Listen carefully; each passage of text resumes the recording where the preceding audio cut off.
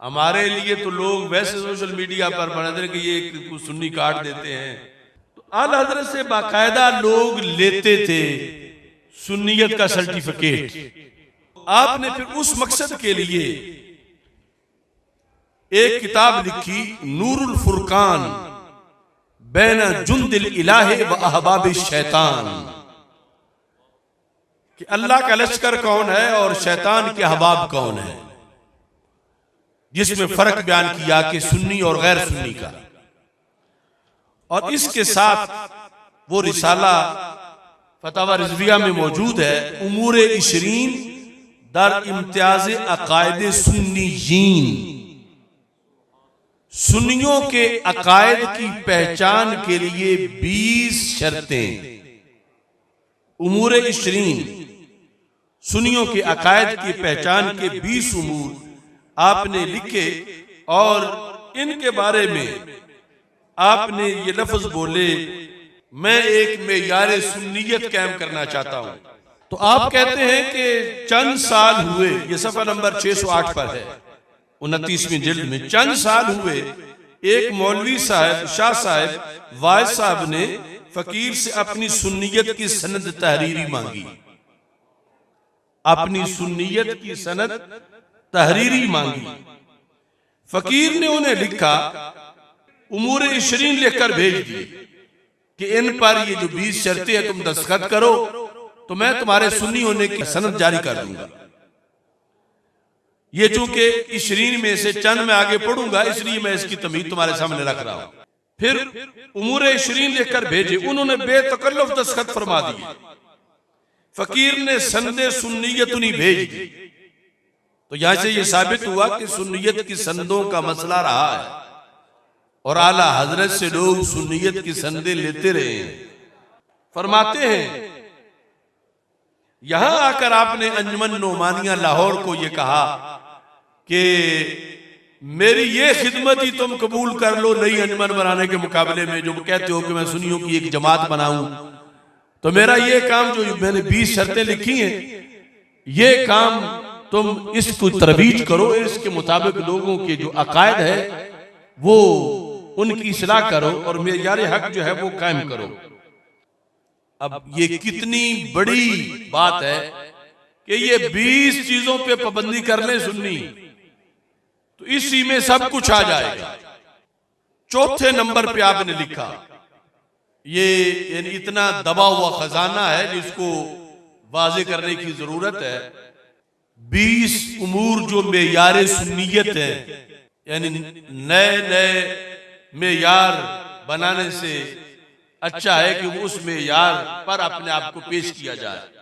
चौथी शर्त उसमें ये लिखी, जो मौला अली रज़ी अल्लाह ताला अन्हु को हजरत शेखैन हजरत सैयदना अबू बकर सिद्दीक और हजरत सैयदना उमर फारूक रज़ी अल्लाह ताला अन्हुमा पर कुर्बे इलाही में तफजील दे, वो गुमराह और मुखालिफ सुन्नत है। कुर्बे इलाही में तफजील दे का मतलब यह है कि वलायत में उन्हें इनसे अफजल समझे। अब कितने हमारे बड़े बड़े शेखुल हदीस इस मसले में आज भटके हुए हैं और फिर वो फिक्र रजा के जलसों में तकरीरें भी कर रहे हैं। जो मौला अली रज़ी अल्लाह ताला अन्हु को वो जो ताहिरुल कादरी ने खराफात बके, वो तो अलहदा सिलसिला। बचे हुए लोगों में से कितने हैं जो फिसले। जो मौला अली रज़ी अल्लाह ताला अन्हु को हजरत शेखैन रज़ी अल्लाह ताला अन्हु पर कुर्बे इलाही में तफजील दे, वो गुमराह मुखालिफ सुन्नत है। पांचवी शर्त, अब ये वो खाका है जो उलमा के सुन्नी उलमा होने के लिए नहीं, हर सुन्नी वर्कर के सुन्नी होने के लिए भी यही खाका है। 5वें नंबर पर लिखा, जंगे जमल व सिफीन में हक बदस्ते हक परस्त अमीरुल मोमिनीन अली करमल्लाहु ताला वजहू था, मगर हजराते सहाबा किराम रज़ी अल्लाह ताला अन्हुम मुखालिफीन, जो मौला अली रज़ी अल्लाह ताला के मुखालिफ थे, की खता इज्तिहादी थी, जिसकी वजह से इन पर तान सख्त हराम, इनकी निस्बत कोई कलमा इससे जायद, खता इत्यादि से जायद, गुस्ताखी का निकालना बेशक रिफज है और खुरूज अज दायरा अहले सुन्नत है। जो किसी सहाबी की शान में कलमाए तानो तौहीन कहे, उन्हें बुरा जाने, माज़अल्लाह फासिक माने, उनमें से किसी से बुग़्ज़ रखे, मुतलकन राफ़ज़ी है। उमूर इशरीन में ये पांचवा है। तो अहले सुन्नत में जिनको कुछ लोग सिर्फ तफजीली कहते हैं, तो उनमें से अक्सर वो है जिनसे तान साबित है, का वो काला कव्वा हो पिंडी का, या दूसरे जो वहां के बड़े लीडर हैं, रियाज शाह हो या अब्दुल कादिर शाह या इस तरह के, ये महज तफजीली नहीं है, इनसे तान साबित है सहाबा पर। और जब तान साबित हो तो वो क्या है? राफजी है, वो सुन्नी नहीं है। फिर एक तबका फिके जाफरी को पांचवी फिका बना रहा है, हम्बली, मालिकी, शाफी और हनफी के साथ। तो आला हजरत ने 7वें नंबर पे लिखा, अहले सुन्नत सदहा साल से 4 गुरोह में मुनहसिर हैं, यानी सुन्नी 4 गुरोह में है, इनसे बाहर नहीं। या सुन्नी हनफी होगा, या सुन्नी शाफी होगा, या सुन्नी मालिकी होगा, या सुन्नी हनफी होगा। जो इनसे खारिज है, बिदती है, नारी है। आज इन सब उमूर से एलानिया बगावत हो रही है, जिनको मेयारे हक आला हज़रत ने लिखा, और बगावत करके फिर कहते हैं हम भी तो आला हज़रत के मसलक पर हैं। इसके साथ जो आखिरी पढ़ता हूं 20वीं शरत, उस वक्त ये जो तहरुल कादरी का स्टाइल है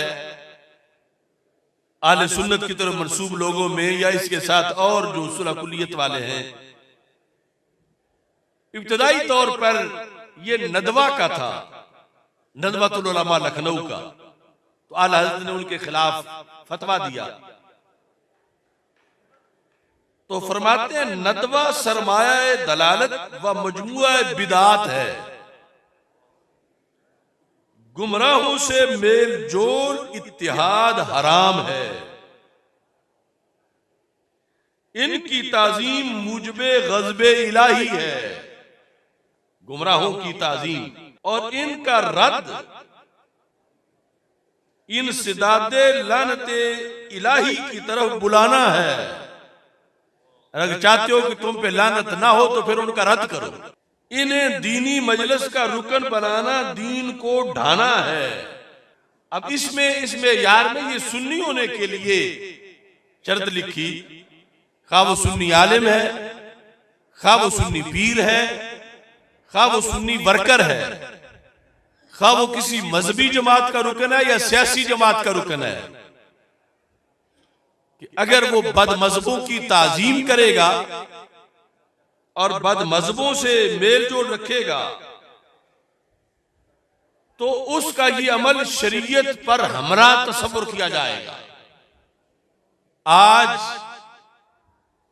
आला हजरत का नाम लेकर कल एक नाम नेहाद ने अपने आप को कादरी कहलाकर सुलह कुलियत को फरोग दिया, और आज उससे बड़ा हमला रिजवी कहलाकर किया जा रहा है। ये किसने कहा कि सियासी को इजाजत है?